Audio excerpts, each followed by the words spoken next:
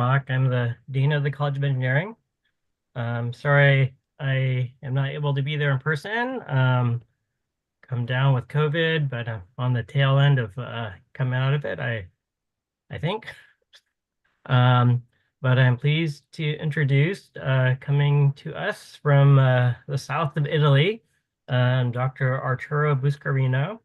He has his degree in computer science engineering in 2004 and a PhD in electronics and automation engineering in 2008, all from the University of Catania in Italy, where he is also an associate professor and teaches nonlinear systems control, process modeling and control, and modeling and optimizations. And will be speaking to us today about Quaternion-valued neural networks and their use as tools for processing data for various engineering problems. So thank you, Dr. Buscarino, and I will turn it over to you. Thank you very much, Carrick, for your nice introduction, and thank you very much for all the people attending this seminar. I'm going to share my screen right now. So, as you said, this talk regards quaternion linear networks, quaternion-valued linear networks. I decided to organize this talk essentially looking more deeply to the application of this kind of neural network rather to the mathematical details. Of course, a bit of mathematics is included in this presentation, but it is not essential to focus on the exact passages, mathematical passages, but rather to understand, it is intended only to understand how a quaternion-valued neural network performs better than a standard real-valued linear network. So let me start focusing the ideas, thinking at the fact that we are in the era of big data. We know that now it is possible to store so much information coming from very different kind of system. I am a system engineer, so I will use this term system to indicate all the dynamics that happens around us. So many different systems, which can be the environment, which can be the celestial body mechanics, there can be complex power distribution network, but many other kind of dynamical systems. And we have the possibility to sense, measure, and store this kind of information coming from many different sensors.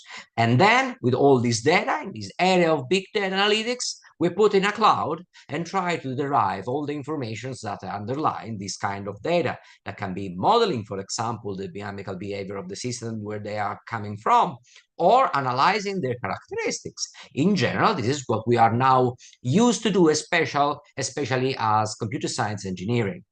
So the problem now is, what if we need locally the computational power to treat these data sets? Not only using clouds, but we want to have locally the capacity of modeling, the capacity of characterizing, of signal processing of this kind of data set.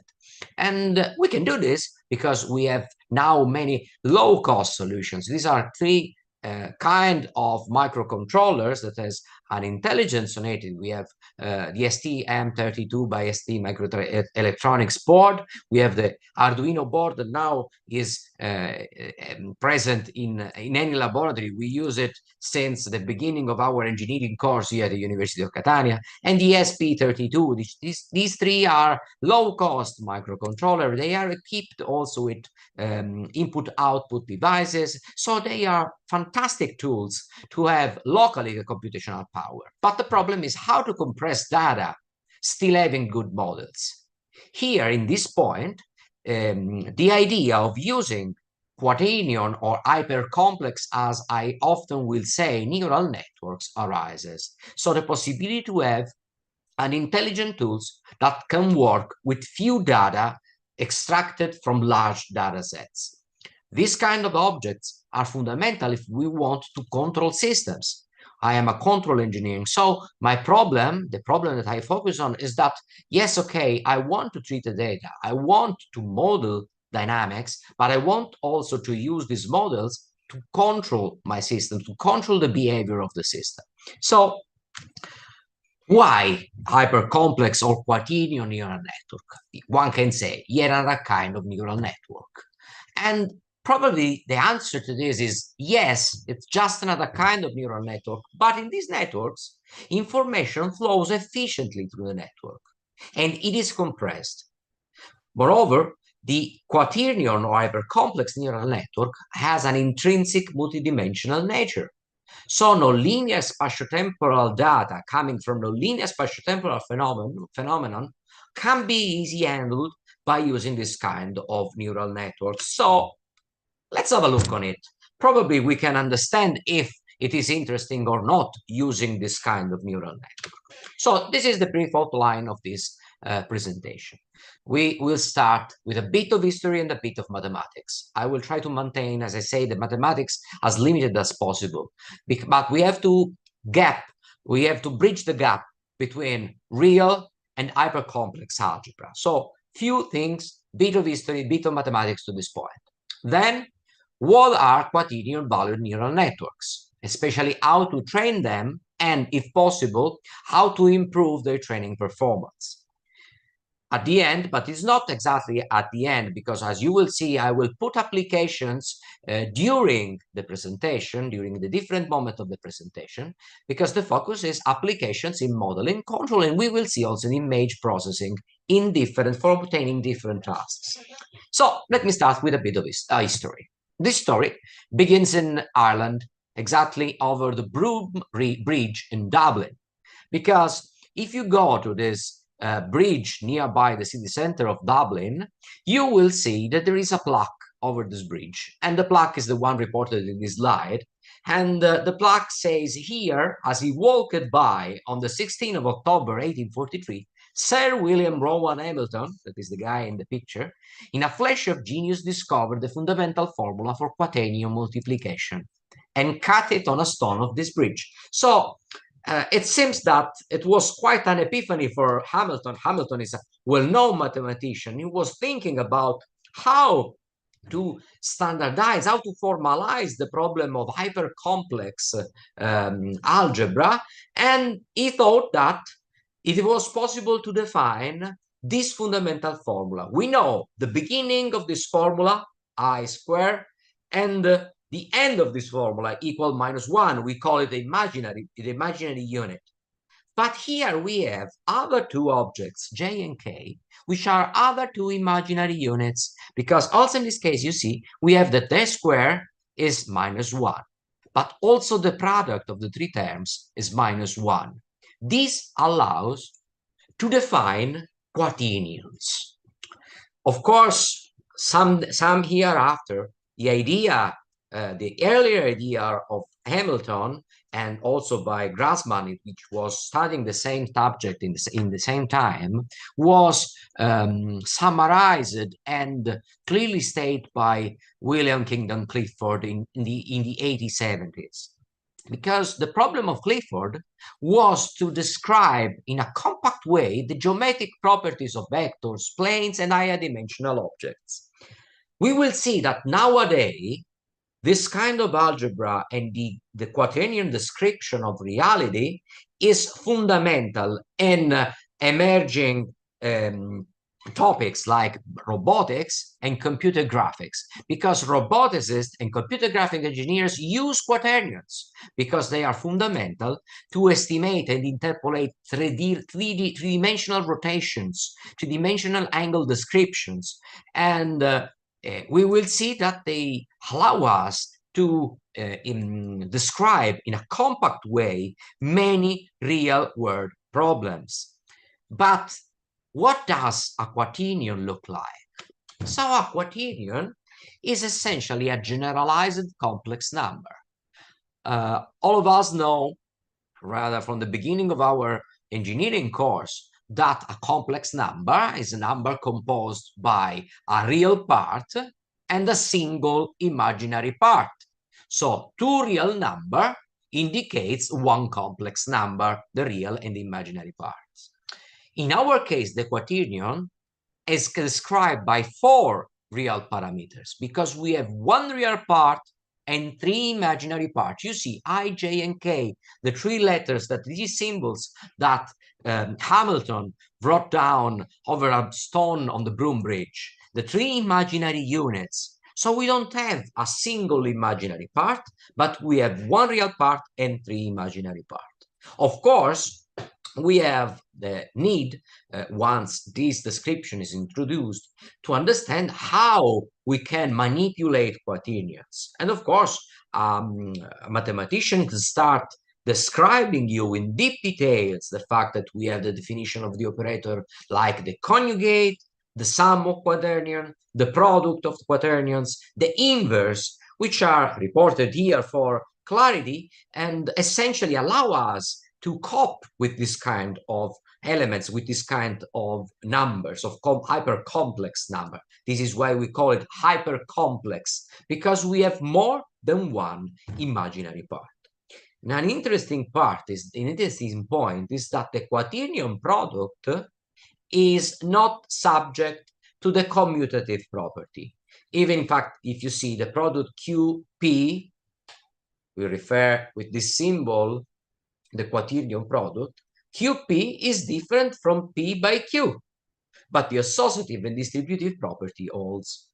So one can say, okay, I have the quaternion, I'm defining the quaternion, but with this, which is the relationship with the real number? Is it possible? Because we know that in the classic complex number, we can have a relationship between real and complex domain. What happens now if we have more than one imaginary part?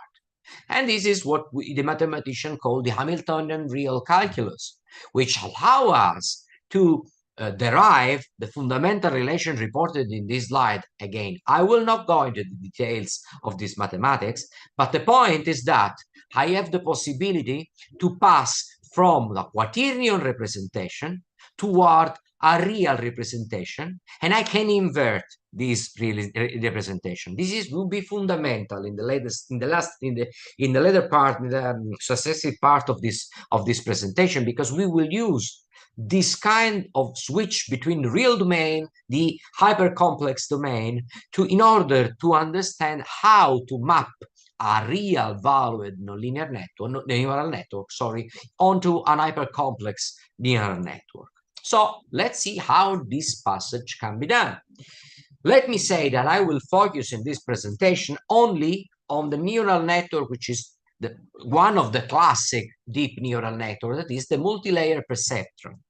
The multilayer perceptron in the real domain has been originally introduced in the 1958, and essentially consists of a series of stacked neuron layers which have the characteristics that information flows unidirectionally from the input to the output through opportunity-defined weights. This is important. This means that each layer takes as input the output of the preceding layer and produce an output that goes only to the neurons of the next layer. So we don't have in this representation, in this simple representation, intra-layer connection between neurons. Some years later, Rosenblatt conceived an algorithm that allows to, we say before, opportunity-defined weights, but the backpropagation algorithm allows to tune these weights, the weights of the network, the way such that the neurons share the information and pass the information to the other neurons. This backpropagation algorithm allows to tune these weights in such a way that if I know which is the ideal output of my network, I can train the network such that the output of the network is much similar as possible to the real output of my function.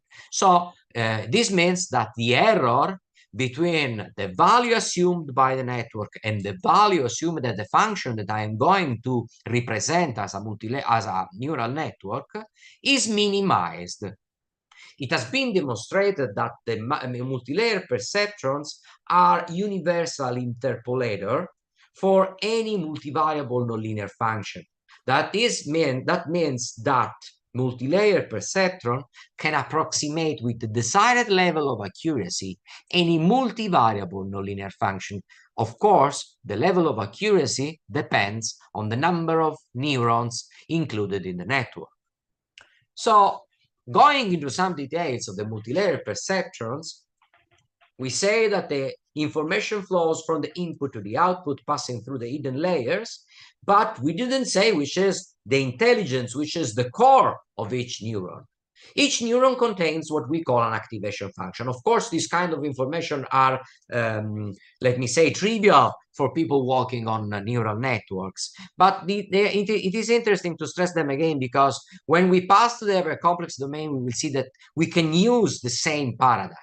Usually, neurons has an activation function that is a nonlinear function. Usually, it is an hyperbolic tangent or a so-called sigmoid function that is driven solely by the weighted sum of the outputs produced by the previous neuron layer, of course, plus a bias term.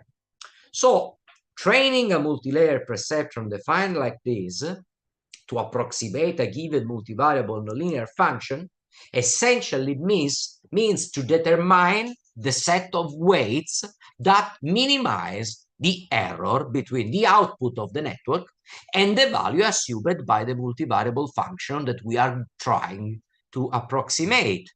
Essentially, training a network of multilayer perception means finding the optimal solution to a nonlinear optimization problem, a nonlinear constrained problem. So we have many kind of algorithms that can be used, and these are based or essentially on two main families: the so-called gradient descent methods and the so-called Levenberg-Marquardt methods. Difference between the two, we will see in the next slides, is that Levenberg-Marquardt is essentially considering second-order derivatives, while the gradient descents look only at the gradient, so the first-order derivative of the error with respect to the weights. But let's go to an example before going deep in the mathematics. So let's think at a problem, a classical problem in orbital mechanics, the two-body problem, for example. If we want to represent the dynamics of two bodies, celestial bodies, orbiting one around each other, we need to describe the problem by using 6 second-order nonlinear differential equations. This means having a grand total of 12 nonlinear differential equations, which is quite a huge number of nonlinear equations to be solved. And as you can see, we have that the two bodies interact with a force that is proportional, inversely proportional to the cube of their distance. So we have a problem that is intrinsically nonlinear. And I want to say that the orbital mechanics, this problem is essentially linked with the kinematics of the rigid body. Probably some of you recognize the object where this picture has been taken, because it's been taken at the Anchorage airport. Me and Professor Fortuna were your guests 1 year ago, almost 1 year ago, I think it was last July. And the idea is that if I have a rigid body, like the airplane in the picture, and I want to describe its kinematics and, of course, to control the attitude of this element, I need to describe this motion in an inertial space, considering the rotational angles and their dynamics, but also the dynamics of angular velocities. So we have a problem that, once it's written as nonlinear differential equation, has a certain degree of complexity. But I have another possibility. I can represent this problem by using quaternions. And this is where quaternions are mainly used, because they allow us to compact the notation, to express the kinematics of rigid bodies essentially as this simple set of 3 quaternionic differential equations. So the idea is that once I have this, shall I use this model and adopt here an approach based on neural networks? This is an old example. This example has been originally discussed almost 30 years ago, 25 years ago, and is the aptitude control of a spacecraft. If we look at this scheme, we have this block, rigid body, that is essentially the dynamic model that we saw before, and we are trying to control the trajectory by means of a reference, a desired trajectory, using a classical proportional derivative control. For people not used to work with control system, a proportional derivative control block is simply a dynamical block that takes the error between the reference trajectory and the actual trajectory, and on the basis of this error, realize a control action that is proportional to the error and proportional to the derivative of the error. This allows, it's been demonstrated that this allows, as you can see in the picture, this allows to minimize this error in a given time window. Of course, while reaching zero, the zero error, we have some excursion like the one reported here. So the idea was, what if I have an hypercomplex multi-layer perceptron, so a neural network that has been trained over the behavior of the rigid body, that can send in forward the information by means of predictions to help the control action. And the result is that if this hypercomplex multi-layer network is correctly trained, the error reaches zero in a less time window, in less time, like we expect like before, but also the excursions. So the error remains confined to minimal values with respect to the other case. So this is very interesting, because if I am able to realize this kind of model, I can perform better control performance. I can attain better control performances. So let us now pass from real-valued multi-layer perceptrons to hypercomplex multi-layer perception. Again, when I say hypercomplex, I say quaternion. I use these two terms almost equivalently, even if an hypercomplex multi-layer perception can be further generalized to coping with complex number with much more than 3 imaginary parts, even if for this kind of algebra, we would need to extend many of the results, and up to now, they are not really, it is something that is to be done, still to be done. So we will focus on the quaternion, because as we can understand, we have almost 200 years of work by the mathematicians on quaternions. And now, all the elements of my neural network, of my multi-layer perceptron, instead of being real values, are quaternion values.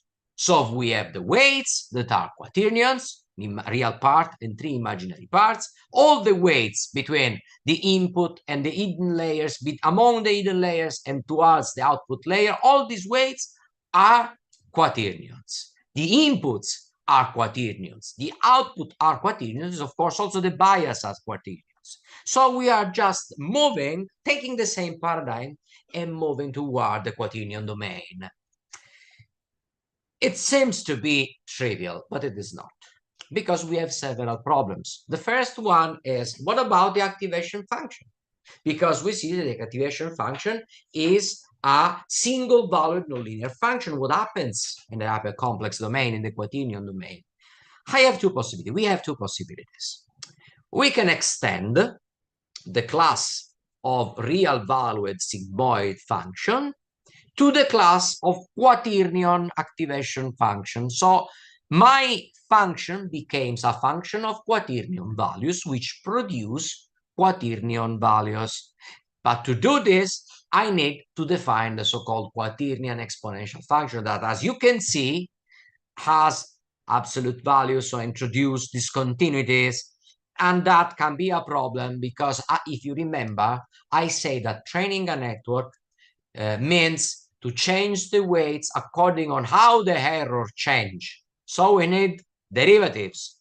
And having exponential function defined using modules or absolute values it's a discontinuous function and the derivative can be a problem. So the second possibility is to use the concept of split. So I split my Quaternion-valued sigmoidal function by considering real-valued sigmoid functions applied to each term of my quaternion number.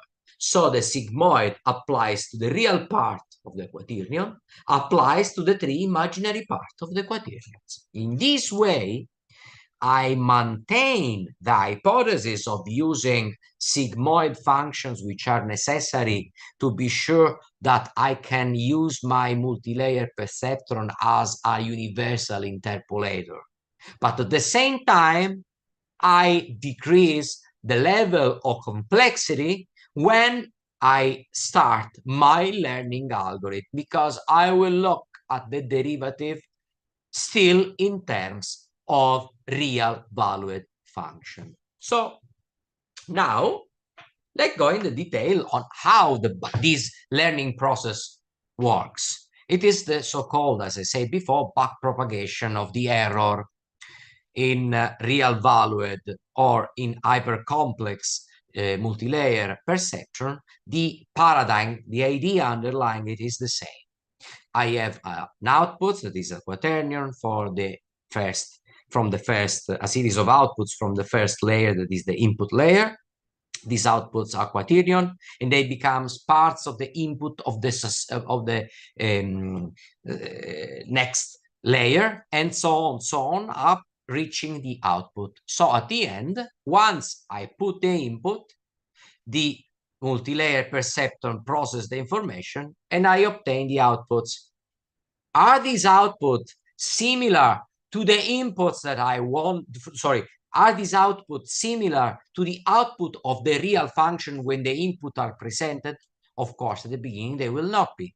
So I have to train the network by calculating how the error is affected solely, by the weights configuration.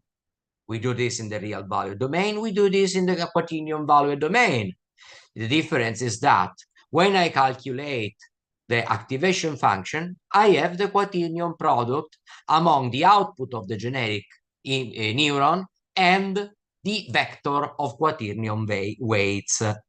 So at the end, what I get is that my output, sorry, I can skip this to go to the details. My output can be compared to the target, that is the real, the desired output that I want from an network, because it corresponds to the real value of my function, and these two can be compared, defining an error. This error that you find in this slide is simply the extension of the mean square error to quaternion mean square error, and as you can see, it weights all the errors among each part of my quaternions. Then I have to backpropagate this error. This means that I have to consider how the error, the derivative of the error is with respect to each weight, and backpropagate, change the weights according to this update rules. So as you can see, the update rule of the weights and the biases depends on quaternions and on quaternion products. So if you compare these to the classical update rule in multilayer perceptron, you will see that they are very similar. The difference is that we have quaternions and quaternion products. So this is what we call the Quaternion-valued gradient descent backpropagation algorithm. We know that backpropagating the error a number of times, each time is called epoch, after a number of training epoch, we know that we found, if it exists, but we know that we can approximate the multi-valued nonlinear function with the desired amount of precision, we obtain the solution of the nonlinear optimization problem. The second method that I say is based, instead of the Jacobian, so the gradient, second order method, the Hessian. This is essentially what we call Quaternion-valued Liebenberg-Marquardt backpropagation argument. I won't go into the detail on how this update rule is obtained, but as you can see, here we have those matrices that I presented at you at the beginning. Here we have the possibility to pass from Hamiltonian to real calculus to implement it. But now we are done with the mathematics, at least for now, and look at the very first ideas of application, the vibrating structures. So this is an experiment that we have here in our labs. It's a simple levitating magnet because we have this plunger that is inside this, put inside this hollow cylinder. At the basis of the cylinder, we have a magnet. At the basis of the plunger, we have another magnet. Of course, the two are with the same polarity, face to face. So we have a sort of spring damp effect that maintains levitating the plunger over the other base magnet. If I want to model the behavior of this system considering only the vertical displacement, I have to calculate all the electromagnetic coupling because I include a coil here to impress a magnetic force that, an electromagnetic coupling between the magnetic field and the electric field, and this makes this plunger moving along this axis. If I want to model it, I need to calculate all the electromagnetic coupling, and this leads to this nonlinear second-order dynamical system that is a quite complex nonlinear system. It is simple in the structure, but it is complex in the behavior, because as we can see in the figure, it undergoes nonlinear resonance effect. So identifying the parameters is a big problem. So let's try to model it using quaternion multilayer perceptron.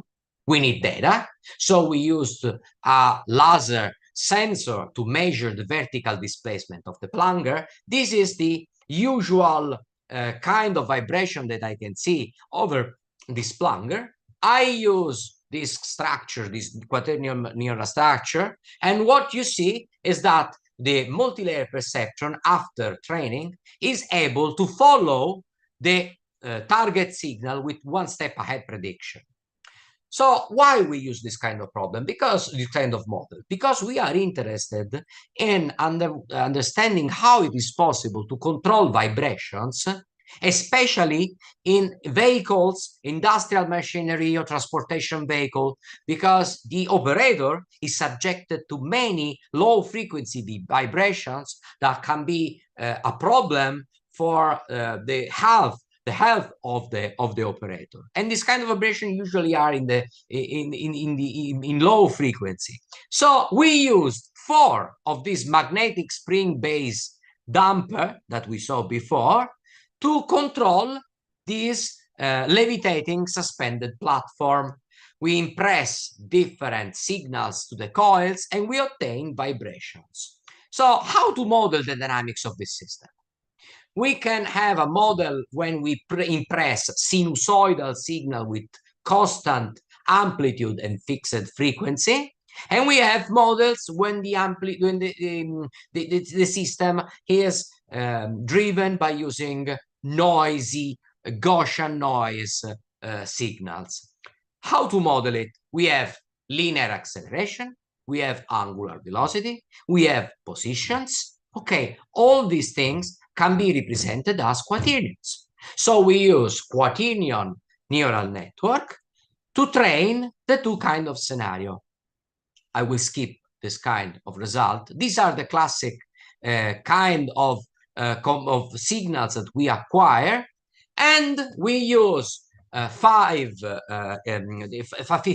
inputs. Each input is a quaternion, a neural network that has only 4 hidden layers, and after 20,000 epoch of learning, what we get is that our network is capable to predict the behavior the oscillating behavior of my system with a prediction horizon that is up, in this case, to 10 steps. This means that my network is capable to follow the behavior of the real platform for 10 predictions without knowing the real values. And this is fundamental because allow us to intervene with a control action. And as you can see, this time at which we have the prediction is very, very small because we have 0.0029 seconds. These are 2 milliseconds, 2.9 milliseconds. And this allows us to work with 12 hertz excitation. So the problem of diminishing of suppressing the vibrations in machinery, in real machines. The same behavior we have when we consider noisy signals for the learning. And as you can see also in this case, we are capable to reach up to 14 hertz vibrations, predicting in a timely way my behavior. So last part, we are now working on improving the capabilities of this multi-layer perceptron acting on the learning process. Because one of the main drawbacks in this kind of networks is that they might have a slow rate of convergence. This means that we need many epochs to have a good approximation error. So our idea is the so-called learning on learning intuition. So we say that while the main hypercomplex multilayer perceptron is undergoing the training, I can instantiate a suitable number of auxiliary smaller networks, quaternion networks, that learn in parallel with the principal network. And the aim of this network is not to learn the dynamics we are learning with the principal network, but we learn the dynamics of the weights. So how the weights changes in time and decreasing the error, we try to understand using the hypercomplex auxiliary network how these weights change during the learning. Because if we can model them, we can predict the final value of the weight in such a way that we don't need many epochs, because we can predict which would be the final value of the learning process. So this can be done because essentially the update rule defines what is a dynamical system. So I can suitably interpolate this discrete time nonlinear system, because here the time essentially is the number of epochs. It's not a time, but the number of epochs. And I can find the value. Of course, not always this auxiliary network provides us a good prediction. So I need a mechanism that allows the principal network to understand if we substitute the values of the weight with the predicted one. If the error is too high, I have to consider the previous values, such that at the end, what I get is that the final weight matrix in Quaternion domain is the best in the minimum time. So let me go to the application. We talk about orbital mechanics. This time I won't say anything mathematics more. So this time it's true, we are done with mathematics.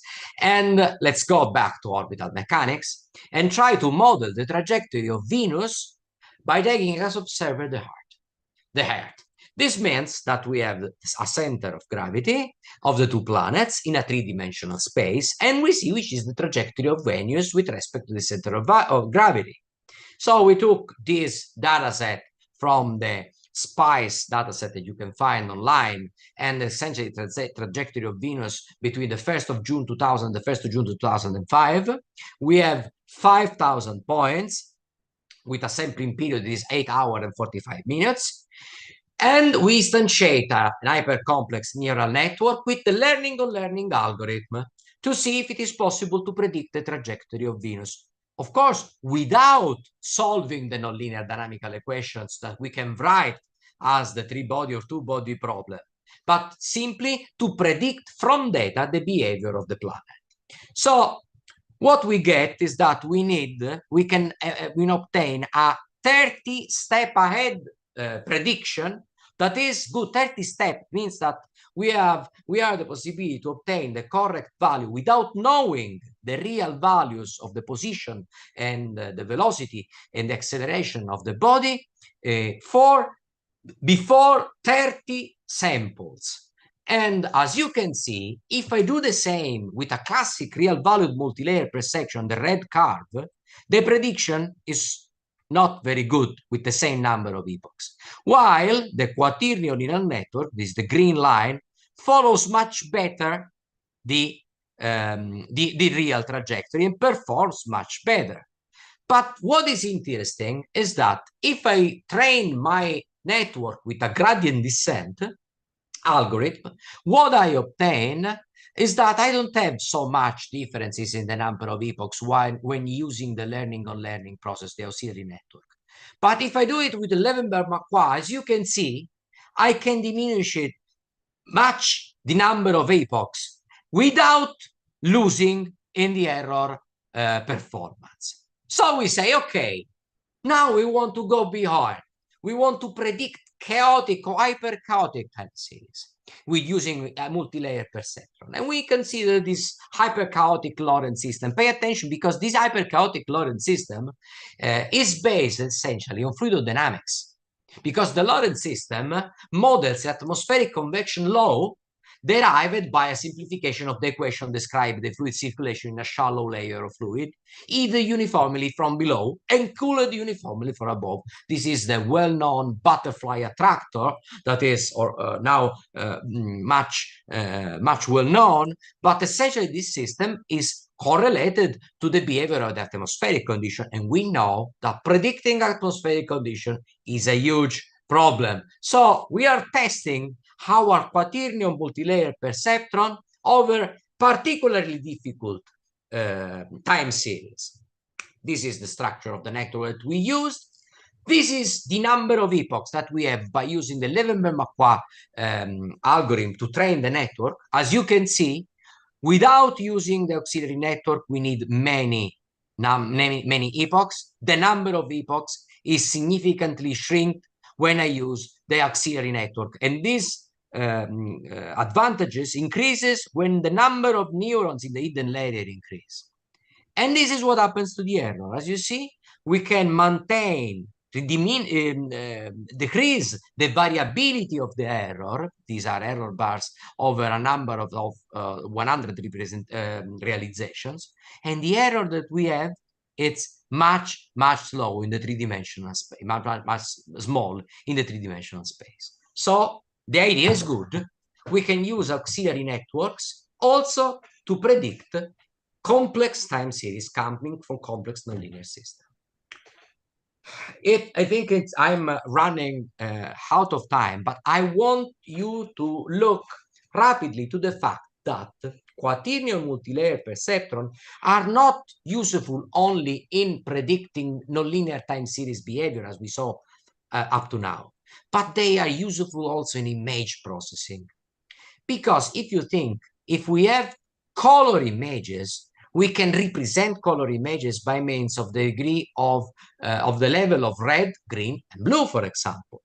And what if I create a quaternion in which the real part is 0 and the three imaginary parts are the three levels of red, green, and blue? I can use quaternion neural networks for image processing. For example, if I want to train a quaternion multilayer perception for contour extraction in a color image, I can use this kind of representation of the image, but I have to look at the internal dependencies, at what happens locally. And to do this, I need to scan my image by considering the nearest neighbors to each pixel and creating the quaternion patterns in input by considering this vicinity, this proximity radius. What I obtain is that training my network over synthetic images, it is able to attain a low level of error after few iterations of learning. As you can see, then a network is capable to predict correctly the contour extraction, to perform the contour extraction of these test images. And what we saw is that this image processing task is performed in a robust way, such that if I include Gaussian noise over the test image, these are the inputs, my network is still able to attempt the contour detection, even if the value, the amount of noise increase. Of course, the error of the correct contour detection increases when the standard deviation of the Gaussian noise induced over the image increase up to the Gaussian noise itself, in the sense that at a certain point we are recognizing the noise and not correctly the contour. But as you can see, I can increase up to 0.01 the standard deviation of the Gaussian noise without losing the performances. And this is what happens if I pass a real image, a test image, because the network has not been trained over these images. And as you can see, even if they are called, the three channels, red, green, and blue, are correctly defined at the contour of the image. And this is the output of image of my Quaternion neural network. Where to use? We use this kind of image processing in nuclear fusion reactors for monitoring nuclear fusion reactor. We have a long-term collaboration with the European, on behalf of the European Union, with nuclear fusion reactors in Europe.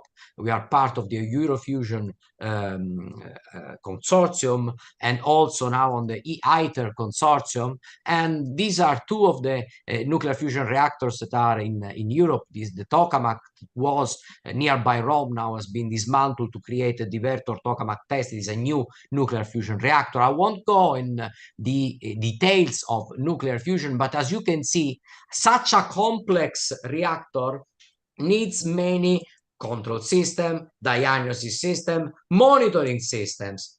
And in terms of diagnostics, in terms of monitoring, we were involved in the real-time monitoring of the behavior of this part. It is called liquid lithium limiter in the Frascati tokamak. It is a device that allows to avoid damages over the internal molybdenum surface of the reactor. And we were capable, by using multi-layer perception in the Quaternion domain, we were capable to predict the temperature over the surface of the limiter with higher accuracy with respect to the standard multi-layer perceptron capabilities, but also to use this network to extract contours, or better, what they call hotspot points in which the temperature is too high. These are fundamental indicators for the state of the reaction, because if this limiter has a uniform temperature, it performs better and prolonged time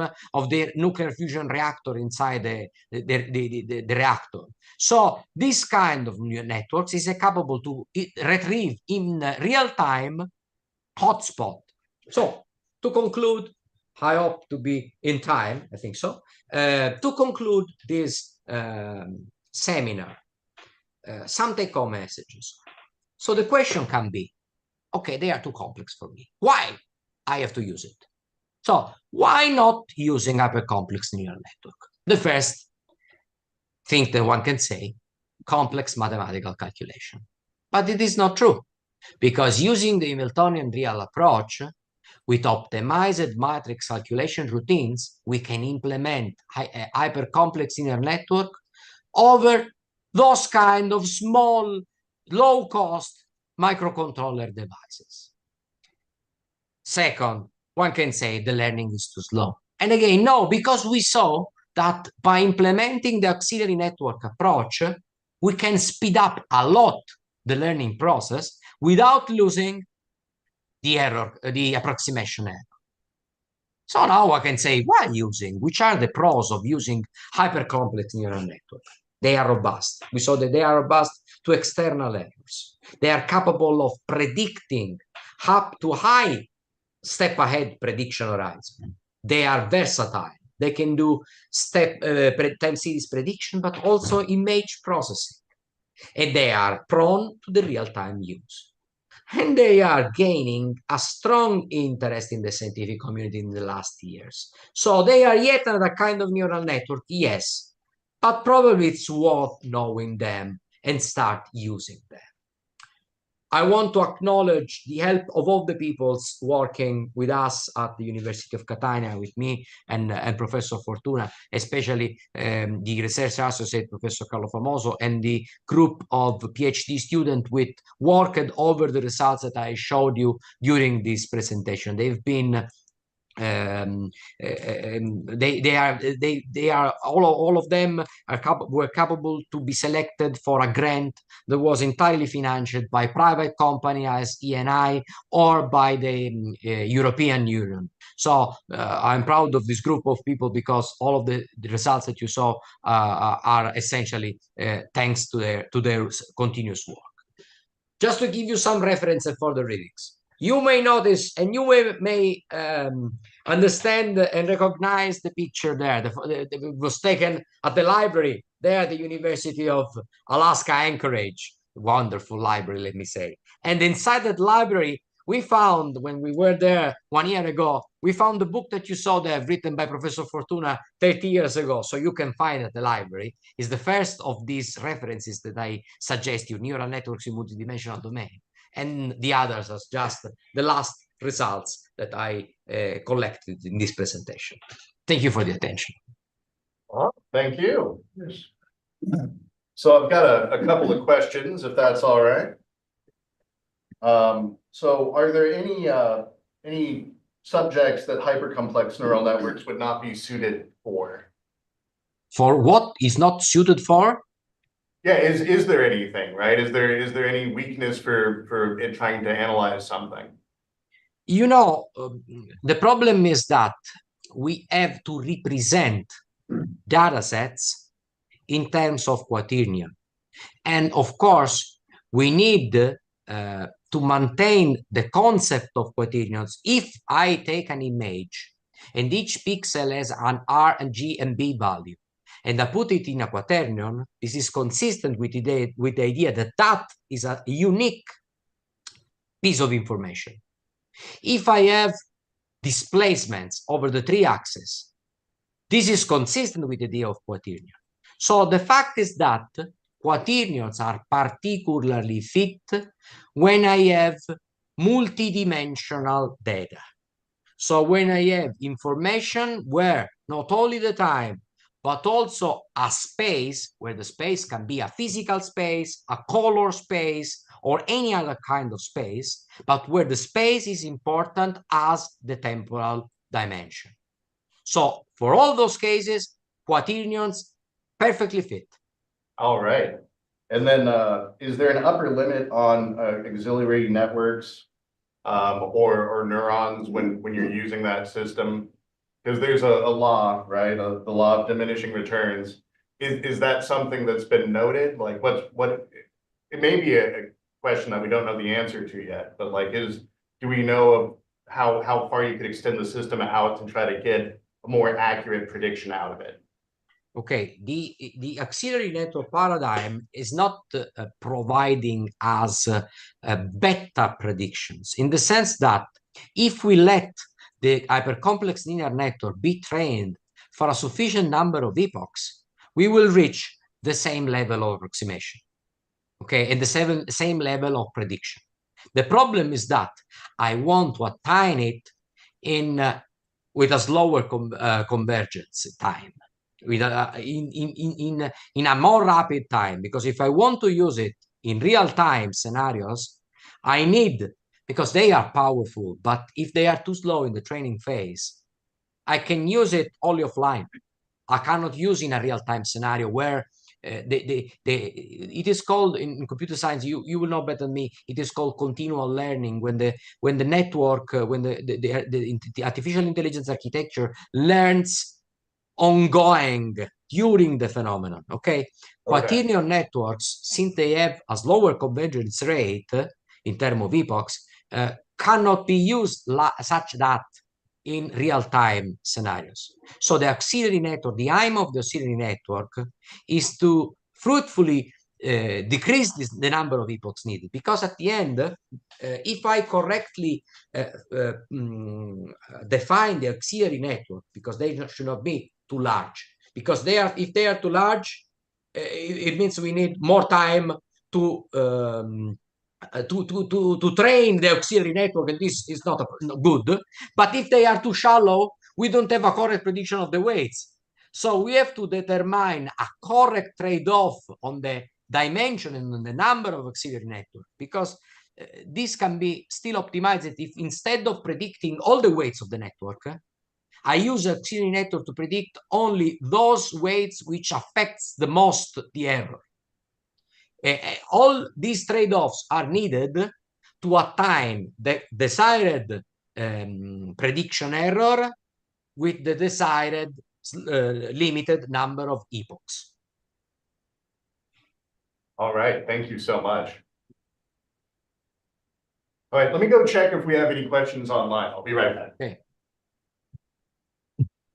I've got one for you. So it seems like we can essentially take all of the traditional neural network algorithms and scale them up to work in a Quaternion neural network. Is that a fair assessment? Not exactly, in the sense that, as I said before, Quaternion neural networks shall be used in specific domains. If I use a quaternion neural network where the quaternionic representation of the data set is unnecessary, of course, I have not good performances and too large times. So quaternion neural network cannot substitute real-valued multi-layer perception or other kind of artificial intelligence objects, but they are interesting in terms of specific applications. All the applications that I show today are applications where we have a spatial representation. Again, I have to say, that is the key point. Quaternion neural network performs better to classic real-valued multi-layer perceptron, all in these cases. But if we think these cases are particularly ubiquitous, because the concept of space, as I say, is not essentially a three-dimensional space, a physical space. Right. Okay. So yeah, definitely all the control systems where you need rotation and acceleration and vibration. Or something like in image processing. So we have a space of colors. In that case, we can use it. Have you or others tried the three-body problem? Yeah, of course. we also use the network to describe at the end the three-body problem under specific conditions has nonlinear chaotic behavior. So under specific conditions. So essentially, we already saw that this kind of networks are capable. I have to say also real-valued multi-layer perception are capable to predict chaotic time series. Okay. But in that case, in the case of the two-body n-body problem, the spatial relations between the variables, the fact that we have positions, angular velocities, angular accelerations, fits perfectly with the quaternion domain, the quaternion representation. So they allow to compact the information. We need less neurons. Andy, do you have other questions from online? Nope, looks like we don't have any online, so. All right. Let's see. Are we supposed to give out the Qualtrics password? Yeah, so yeah, that is networks. It's all lowercase. So the password for the Qualtrics survey online is networks, all lowercase. Great. Okay. I guess any other questions? Oh, thank you so much. All Thank right. you. Thank you, Thank you Dr. very much. Victorino. Appreciate your Thank you, great Derek. subject. Hope to see you to see each other in presence very soon. Absolutely. Yep. Thank you again.